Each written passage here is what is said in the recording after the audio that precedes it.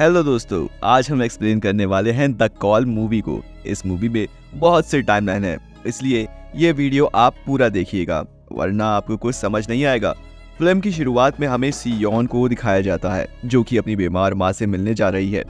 उसकी माँ का घर एक सुनसान जगह में था। रास्ते में उसे उनका फैमिली फ्रेंड सुंगहू कार में लिफ्ट देता है। वो एक स्ट्रॉबेरी फार्मर था। सियोन ने अपना मोबाइल ट्रेन में ही खो दिया था, इसलिए वो सुंगहू का फोन थोड़ी देर के लिए यूज करती है।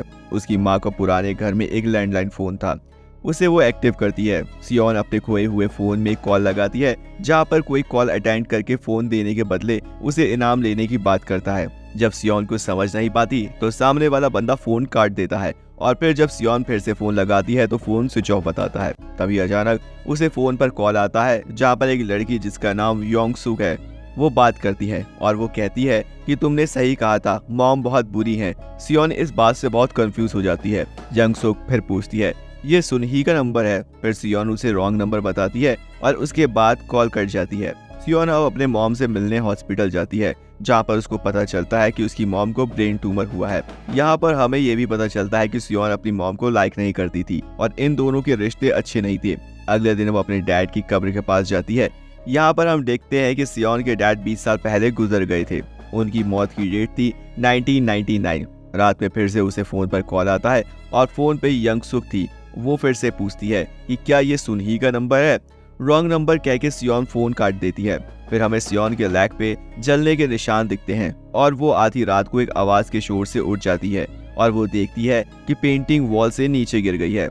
जब वो पेंटिंग के पीछे दीवार को चेक करती है तो उस दीवार के पीछे सीढ़ियां मिलती हैं, जो एक बेसमेंट का रास्ता था। उस बेसमेंट में सियोन को एक डायरी समेत काफी सारी चीजें मिलती हैं, जो कि योंग सुक की थी। उसमें कई सारी काले जादू का सामान था।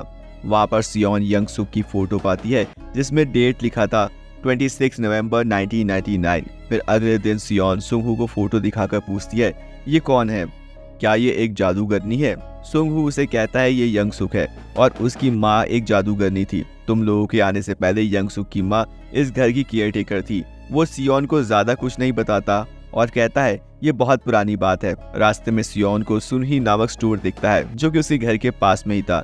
इस कहानी में सुनही का क्या लिंक है हमें जल्द ही पता चलेगा। मुझे पता है आप अभी भी कुछ समझ नहीं पा रहे हैं, मगर दोस्तों वेट करके वीडियो को पूरा देखें, मूवी में बहुत सारे राज खुलने वाले हैं। अब हम कहानी में वापस आते हैं। यहाँ पर एक्चुअली में हुआ ये है कि योंग सुक 1999 में उसी घर में रहती थी, जहाँ पर 2019 में सियोन रह रही है।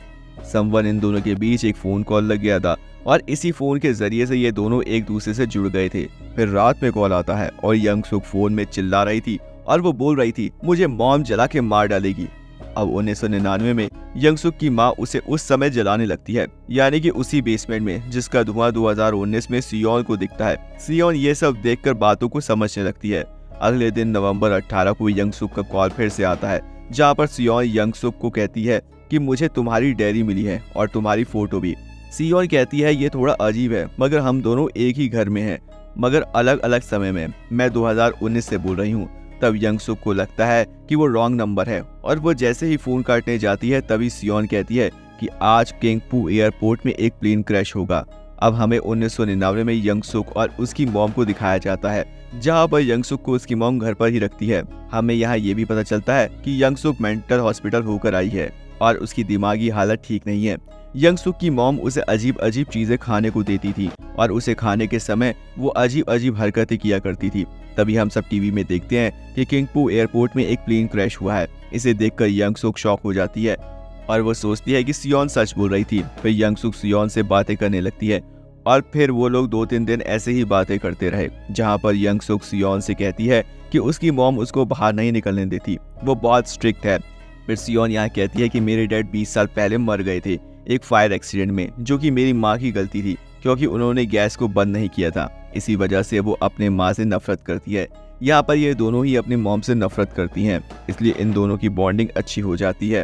अब यहाँ हम देखते हैं कि 1999 में सियोन और उसके पेरेंट्स योंग सुक के घर को परचेज करने आए थे। ये घर उन्हें बहुत सस्ते में मिल रहा था। अब यहाँ पर सियोन बस 8 साल की थी। योंग सुक इस फैमिली को देखकर शॉक हो जाती है। फिर योंग सुक सियोन को कॉल लगाती है। कॉल में सियोन अपने पिता की आवाज को सुनकर इमोशनल हो जाती है। योंग सुक उसे कहती है मैं तुम्हारे डैड को बचाऊंगी, अब नवंबर 27, 1999 को यंगसुक चुपके से अपने घर से निकलती है।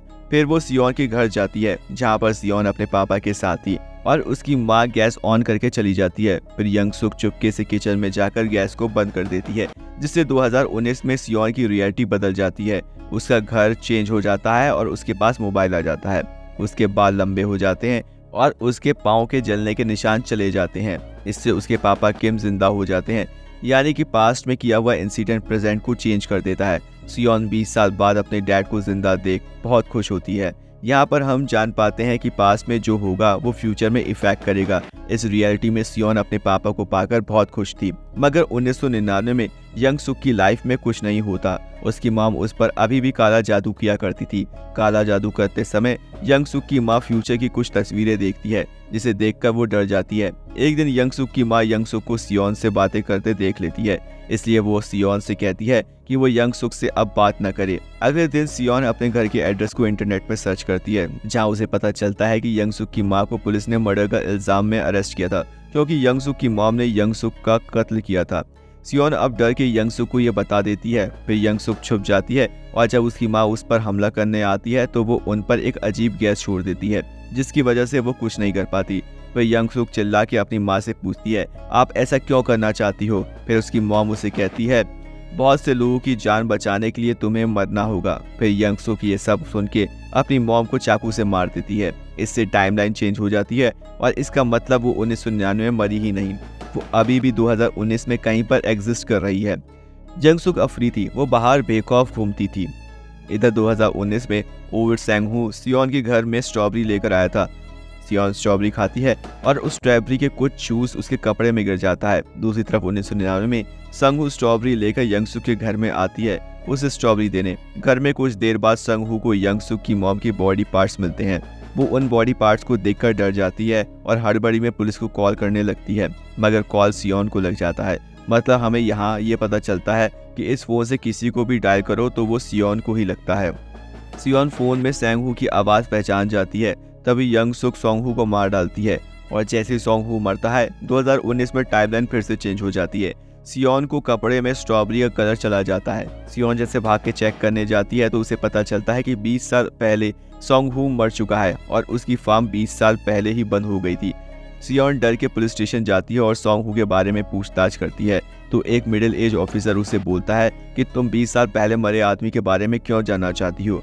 वो अपनी अलमारी से 1999 की डायरी निकालता है, उसमें कई सारी बातें लिखी थी। वो उसे बताती है कि यंगसुक ने अपनी मॉम और अपने पड़ोसी सेंगहू को मारा था, जिसकी वजह से यंगसुक आज तक जेल में है। सियोन अब ये सब जानने के बाद वो सुनही से मिलने जाती है। सुनही से उसे पता चलता है कि बचपन में सुनही ने यंगसुक से मजाक किया था, जिसकी वजह से यंगसुक ने उसके साथ बहुत बुरा किया और वो ये भी कहती है कि अगर यंगसुक की मां ना होती तो वो आज जिंदा ना होती।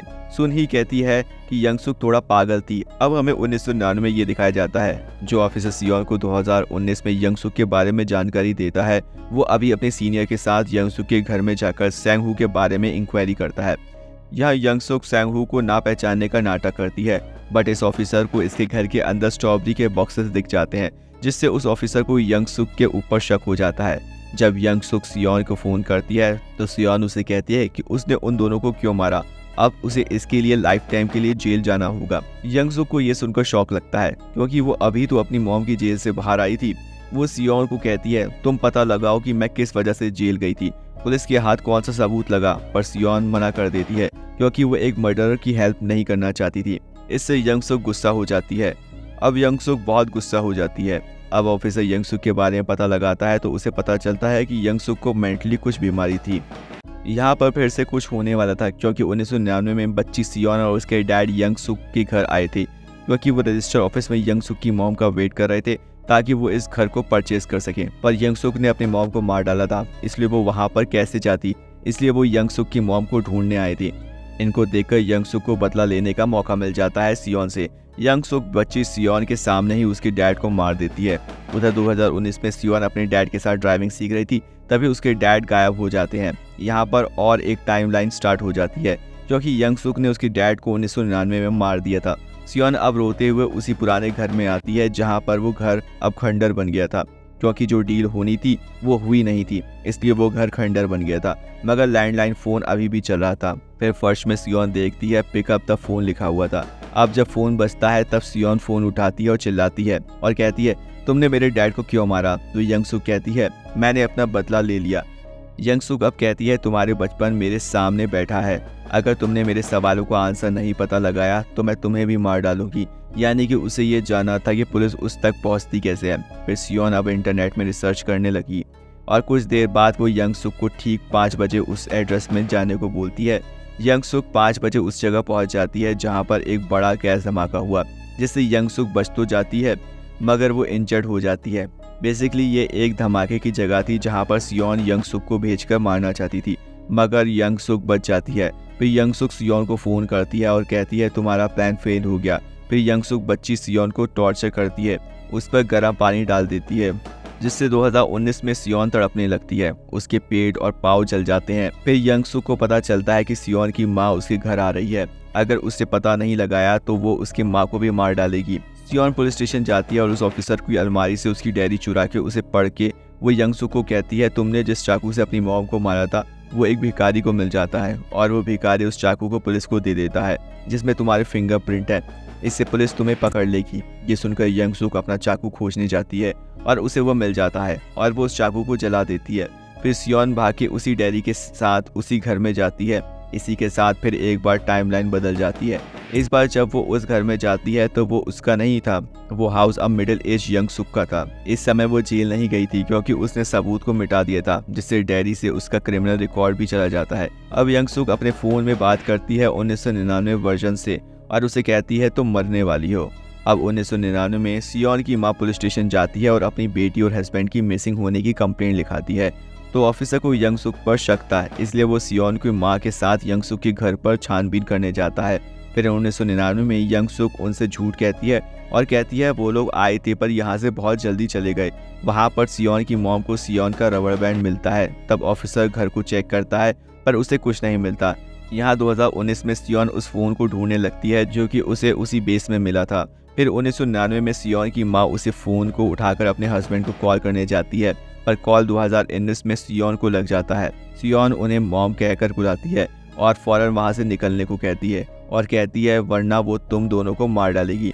सियोन की माँ को ये रॉन्ग नंबर लगता है। अगले सीन में यंगसुक ऑफिसर पर हमला करके उसे मार देती है।